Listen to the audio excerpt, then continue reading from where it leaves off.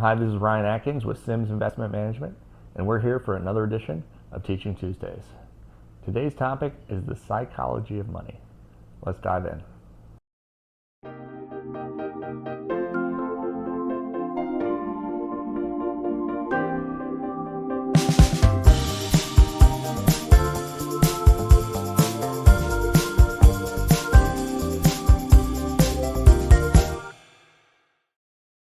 My favorite finance book has to be The Psychology of Money by Morgan Housel. Today, I want to cover the 5 most important lessons that we can take away from this book. The first lesson from The Psychology of Money is that time beats timing. And that would be time in the market. The most powerful force in finance is staying invested long term. There's an anecdote in the book about how Warren Buffett accumulated most of his wealth after he turned 65. Not because he was better at investing, which of course he is better than most, but the main reason that he was able to accumulate most of his assets after 65 is because he has been compounding his money since he was a teenager. Number 2, know when you have enough.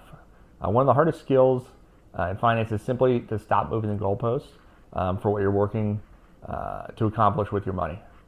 Housel writes about an investor who had hundreds of millions of dollars, but he risked everything so he could make just a little bit more.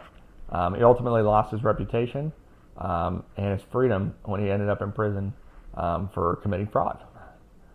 Number 3 is that luck matters more than we care to admit.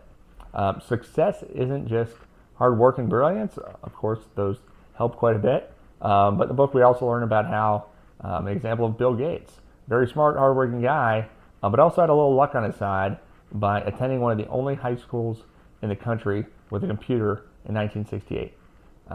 So hard work, intelligence is great, but sometimes a little luck helps us succeed, including with our finances. Number 4 is to always build in a margin of safety. The best financial plans assume things won't go according to plan. So having cash reserves during downturns, may not feel like, oh, you're making the most of your money, but it allows you to survive when others that have not made those contingency plans often do not survive. Last point is number 5, behavior beats knowledge. Emotional discipline matters more than intelligence when it comes to your investment success. In the book, Morgan Housel talks about how investors who simply buy index funds and hold them through crashes often outperform those investors that may consider themselves more sophisticated, but they panic and sell at the worst times. And so behavior will trump knowledge. So if you're wanting to learn more about how lessons like this from the psychology of money can benefit your financial planning, please reach out to have a conversation, and we'd love to see how we can help. We will see you on the next edition of Teaching Tuesdays. Until next time.